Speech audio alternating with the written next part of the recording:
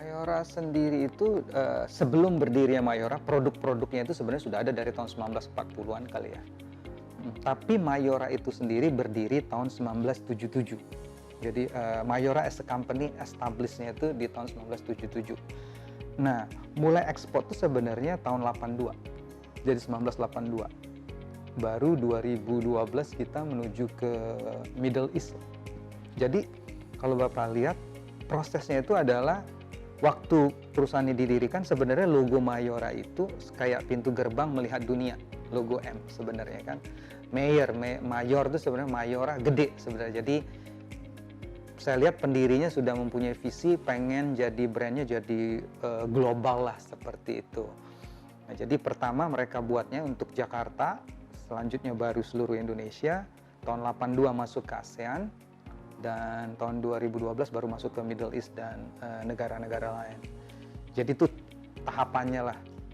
Kalau ditanya kenapa pengen menuju global gitu kan ya, pastinya adalah dari pendirinya adalah pengen membuktikan bahwa sebenarnya merek Indonesia bisa loh jadi pemain global. Dan itu syukurnya bisa kita buktikan lah gitu. Dan kita sekarang tidak hanya available di negara tertentu, tapi bahkan menjadi pemimpin pasar ya di kategori yang kita masuki.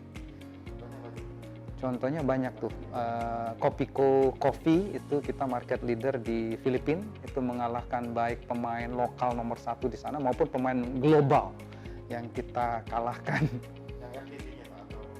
Yang 3-in-1 ya, marketnya yang benar-benar pakai air panas gitu ya, cukup besar marketnya. Malkis kita juga membuat debut di India, kita juga menjadi leader di Thailand. Coki-coki juga kita di well accepted di berbagai negara kayak Afrika, di Saudi, di Thailand, itu juga posisi nomor 1. Cukup banyak beberapa brand lagi, Bang Bang itu juga pemain nomor 1 yang tidak hanya di Indonesia tapi di berbagai negara ASEAN. Torabika Cappuccino itu cappuccino nomor 1 di dunia tuh dengan jadi kita cukup berjaya di Middle East, contohnya di Rusia juga. Beberapa brand apalagi Kopiko Candy itu sendiri itu nomor 1 dunia tuh kali untuk betul. Jadi permen dengan kandungan kopi lah kalau dalam teritori atau kategorinya itu ya, jadi merupakan nomor 1 permen kopi di dunia bahkan.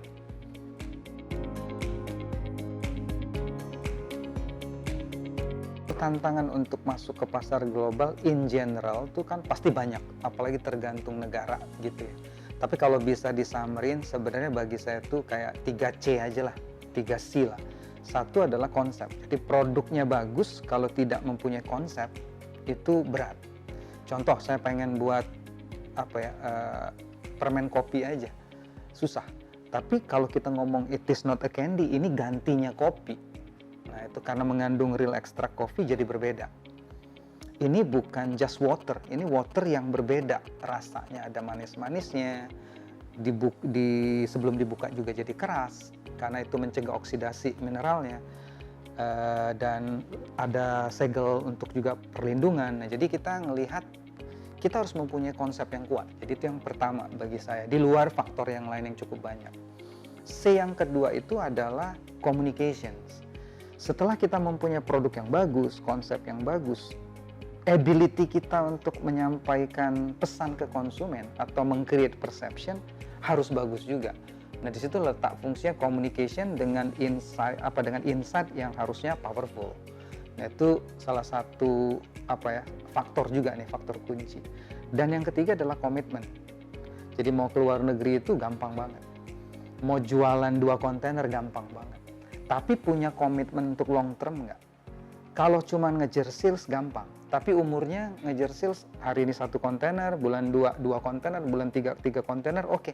Bulan keempat atau bulan ke-7 mungkin mulai turun. Nah, itu yang kita nggak mau. Jadi harus komitmen dalam arti adalah tidak mengejar serta-merta itu sales dulu di awal.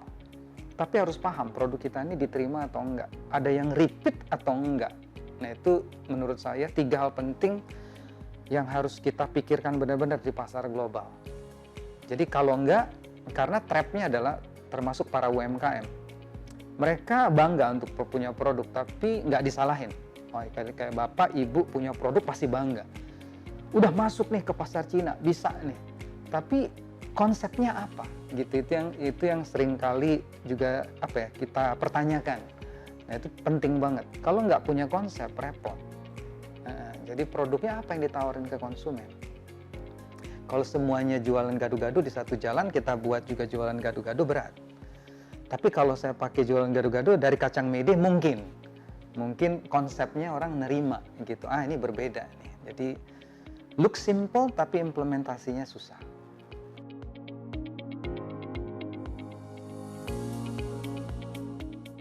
Untuk beberapa produk atau mostly beberapa produk pasti ada adjustment, karena negara itu yang pasti adalah budaya berbeda. Kalau budayanya itu sudah berbeda, norm-norm atau norma-norma di pasar juga berbeda. Norma di pasar misalnya adalah channel wise aja berbeda. Indonesia pasar becek masih lebih dominasi, lebih besar secara total kategori FMCG. Tapi kalau dilihat di China, mungkin modern trade udah lebih besar dibandingin pasar general trade. Tapi kalau kita ngelihat Vietnam, 90% justru general trade. Mereka lebih kuat general trade secara proportion dibanding Indonesia. Filipina mungkin mirip dengan Indonesia, tapi tipe-tipe grosirnya berbeda. Jadi dari channel aja normanya bisa berbeda. Kedua, cara dagang berbeda. Jadi kalau di Indonesia ada yang namanya grosir, ada yang namanya semi grosir. Mungkin di negara lain nggak punya sistem itu. Nah, jadi itu norma itu pun harus kita lakukan adjustment. Kenapa itu penting harus dilakukan adjustment? Karena proses yang dagang itu bisa mempengaruhi bentuk produk itu sendiri. Jualannya satu karton harusnya berapa duit? Dari satu karton perlu box kecil lagi atau enggak? Dari bungkus kecil yang dibeli oleh warung seperti apa sih? Nah, berbeda tiap negara. Nah, itu dari segi hal itu aja sudah banyak berbeda. Kita belum ngomong rasa. Nah, jadi kalau sudah balik lagi ke norma itu, kita balik lagi ke produk. Nah, produk ini rasanya diterima atau enggak? Jadi contoh nyata beberapa negara mungkin kurang suka yang rasanya manis. Tapi kalau kayak Indonesia kan sukanya manis. Nah, itu kan secara simple harus kita lakukan adjustment. Ada negara yang senang banget minum susu. Tapi di Indonesia penetrasi susu masih nggak begitu besar walaupun terus berkembang. Jadi faktor produk pasti harus dilakukan adjustment. Tapi tidak semuanya sih harus kita lakukan perubahan rasa, karena kayak rasa rasa Kopiko nih sebagai gantinya ngopi ini bisa dikatakan secara globally sih sama resepnya. Tapi untuk beberapa biskuit harus kita lakukan adjustment pasti. Jadi harus di situ susah, nggak bisa ditentukan ini harus diganti atau enggak. Tapi harus kita melihat market mana, norma-normanya gimana, budayanya gimana, channelnya gimana, penerimaan konsumen terhadap flavor atau rasa yang kita tawarkan gimana, nah itu baru kita decide.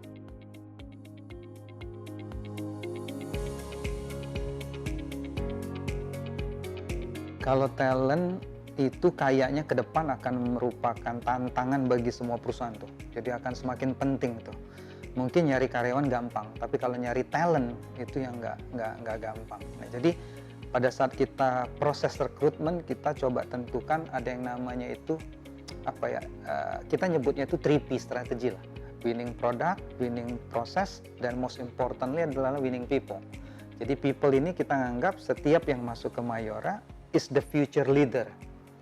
Karena nanti senior saya bisa tua atau saya sendiri bisa tua, tapi kan anak-anak muda kan harus ada berkesinambungan, sustainable. Nah, jadi gimana kita merekrut orang itu yang mempunyai pola berpikir, attitude atau skill yang cocok buat kita jadikan leader. Nah, itu harus kita bina terus. Jadi rekrutmen proses harus benar. Dan yang kedua, karena kita saat ini sudah di hampir lebih dari 100 negara, jadi talentnya itu nggak bisa hanya mikirin Indonesia. Nah, jadi juga kita harus ngelihat gimana sih people development di negara yang kitanya sudah established. Nah, mau nggak mau training, coaching, collaborations dengan headquarter kita yang di Indonesia harus tetap dilakukan. Apakah harus ada orang Indonesia di negara tersebut? Bisa ya, bisa enggak. Kalau negara dari orang di negara lain, orang lokal bisa mengambil posisi tersebut, ya kita nggak tertutup harus dari Indonesia sih. Tapi sampai dengan saat ini saya merasa cukup bangga sebagai orang Indonesia, merek asli Indonesia, kita menempatkan ekspat ke negara lain. Nah itu, biasanya kan terbalik. Ya, kasus kayak saya lah, waktu saya ditempatkan, adalah orang Indonesia ditempatkan di negara lain. Itu jarang banget gitu maksudnya. Yang ada kan orang-orang menempatkan orang asing di Indonesia. Nah jadi menurut saya sebenarnya mudah-mudahan semakin banyak perusahaan Indonesia yang bisa berjaya di luar gitu. Jadi orang-orang kita juga bisa diekspor gitu. Tidak hanya dari level tertentu, tapi juga sampai level-level kunci, level-level penting. Kita mudah-mudahan bisa bersaing dengan negara-negara lain.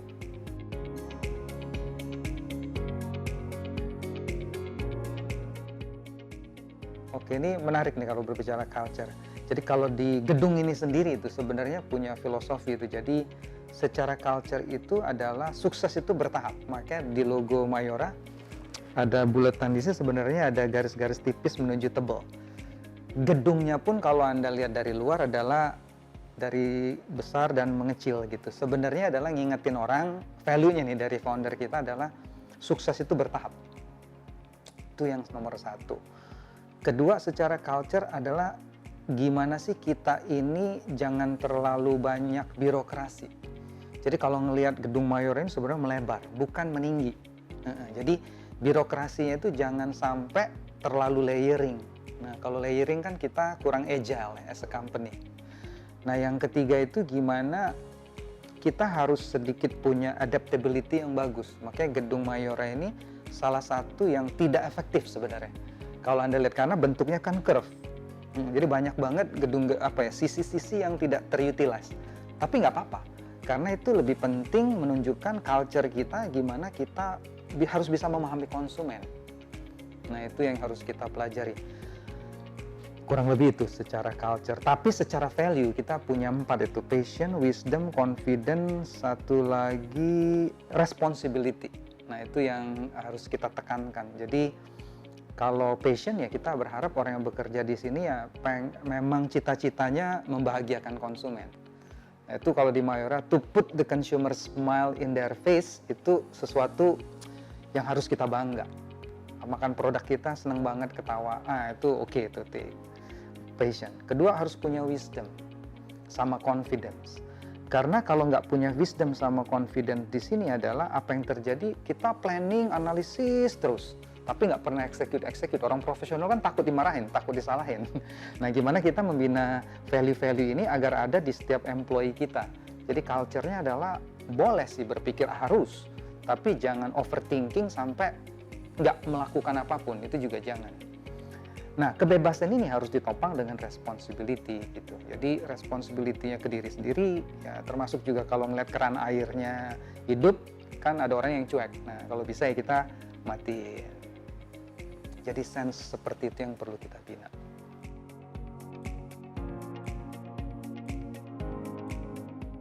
Itu sebenarnya kalau style leadership kan banyak ya. Ada yang sangat langsung by order, ada yang mungkin musyawarah untuk mufakat, ada yang by situational. Tapi bagi saya yang paling penting itu adalah pertama harus ngelit dengan hati, itu sudah pasti. Banyak lah ada ngomong ada memimpin dengan hati begitu. Yang kedua di luar itu bagi saya adalah lead by purpose. Terutama at the end kita di perusahaan itu kan pasti mempunyai purpose. Atau brand aja mempunyai purpose.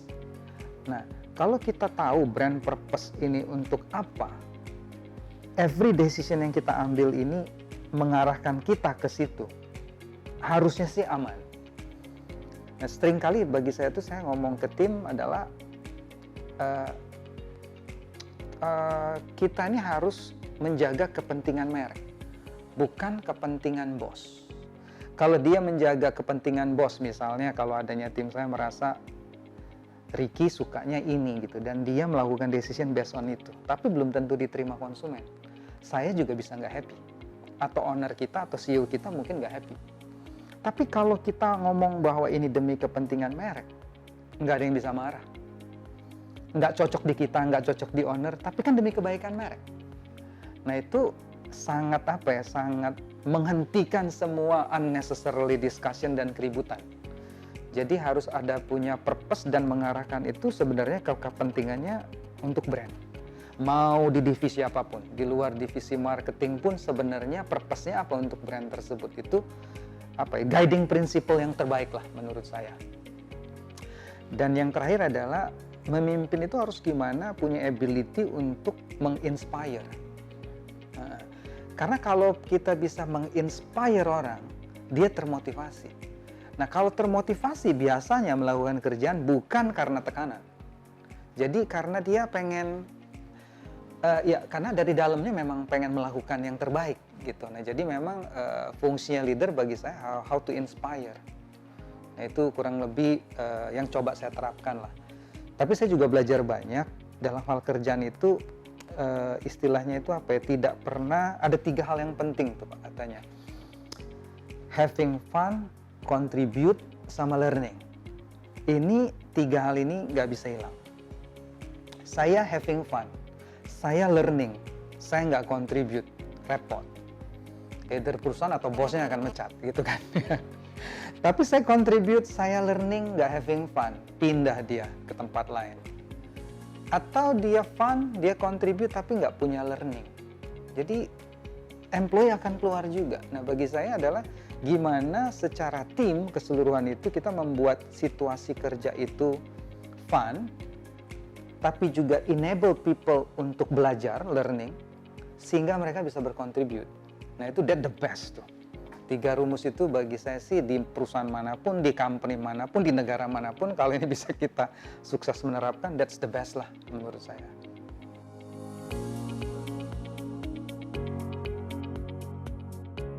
Jangka pendek sih tantangan ini adalah kita kan dalam masa pandemi ya. Mudah-mudahan pandemi segera berakhir. Jadi endemi dan akhirnya hilang. Tapi di satu sisi kan dengan adanya pandemi dan proses logistik yang terganggu, ada terjadinya perang di berbagai perang ya di Rusia dan di Ukraine, ini memicu yang namanya inflasi, tidak hanya di Indonesia tapi global inflation sebenarnya. Karena ini jangka pendeknya gimana nih kita bisa survive lah secara company untuk going through this difficult times ini dengan baik, sehingga konsumen juga demand konsumen tetap terjaga lah. Itu tujuan jangka pendek kita harusnya survive dari hal-hal ini nih. Tapi kalau jangka panjang itu gimana, saya pengen merek-merek Mayora itu benar-benar bisa selevel bahkan lebih baik dari Apple atau Nike. Coba bayangin, karena kita is a truly global brand, kita punya kapasitas. Jadi problemnya adalah banyakkan orang persepsi merek Indonesia inferior. Tetapi untuk FMCG kita buktikan sebenarnya enggak juga, kalau kita mempunyai dedikasi, punya skill dan mau terus belajar sih bisa. Jadi gimana membuat brand-brand atau merek Indonesia atau di Mayora khususnya menjadi truly a global brand. Nah, ini jangka panjangnya.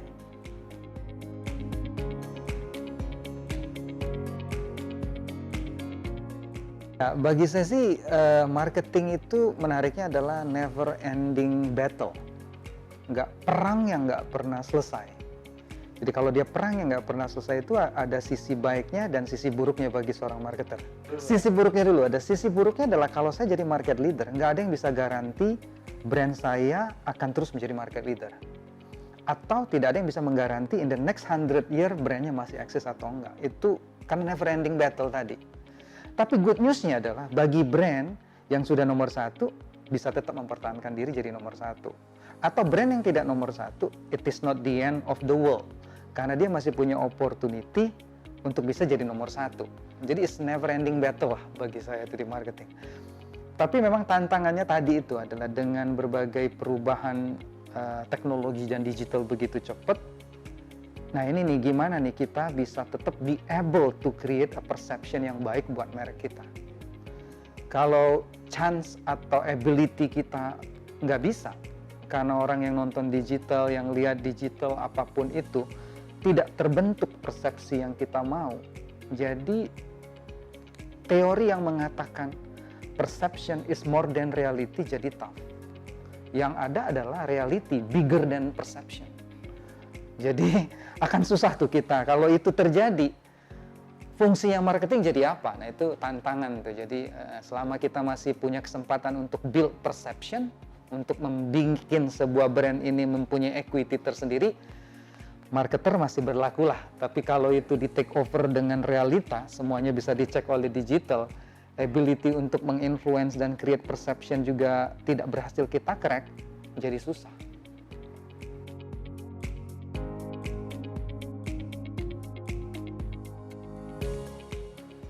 Ya, pertanyaan yang saya juga mungkin belum tahu kali ya. Tapi ya bagi saya adalah pertama mungkin harus tetap mau belajar ya. Karena sejago-jagonya kita atau marketer saat ini, teknologi itu selalu berubah. Behavior konsumen juga selalu berubah gitu. Jadi kalau kita nggak mempelajarin metaverse atau nggak mempelajari mungkin performance marketing atau nanti banyak teknologi yang berkembang begitu cepatnya, dengan penghapusan cookies, nanti berbagai metode teknologi yang akan berkembang, artificial intelligence. Jadi marketingnya akan segera tamat ya. Jadi memang gimana kita harus tidak hanya belajar tapi juga memahami secara dalam. Itu mungkin salah satu advice, tidak hanya buat yang nonton tapi even buat saya tuh selalu mengingatkan diri. Dan yang kedua memang marketing itu harus mempunyai empati ya. Nah, kalau tidak mempunyai empati, itu gampang diomongin tapi belum tentu bisa diterapkan oleh setiap orang. Jadi, kalau bisa yang menjadi marketer ini mempunyai paham lah, at least kalau kita ngomong empati ini kan bisa memahami yang bersifat dopamin, serotonin, oksitosin. Karena kalau kita perhatiin sebuah brand atau iklan yang paling diingat orang, itu pasti touch di 3 hal ini. Apakah dia itu energi, penuh humor, apakah itu meledak-ledak emosi, kan all about dopamin. Atau kalau yang menunjukkan kasih sayang, anaknya mencium pipi ibunya dan kita merasa tersentuh, itu kan oksitosin. Atau serotonin yang membuat orang itu kan jadi bangga. Nah, jadi marketer kalau nggak paham ini, tidak mempunyai empati untuk memahami gimana membuat hal ini terjadi bagi konsumen, itu agak susah. Nah, tapi selain paham ini, dia harus menemukan the right communication insight. Nah, ini tantangan tersendiri juga nih.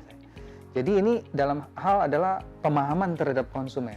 Tapi terhadap brand itu sendiri, kita ini gimana ya? Tidak hanya menelurkan produk, tapi konsep apa yang akan kita tawarkan kepada konsumen, itu nggak gampang. Jadi itu mungkin tips ketiga ya. Setelah pemahaman konsumen pun harap kita jangan happy kalau produk kita the best, produk kita paling top, produk kita paling canggih. Konsepnya apa? Kalau nggak bisa jawab konsep yang membedakan kita atau membuat orang beralih ke merek kita atau mencoba brand kita, nah itu susah ya menurut saya.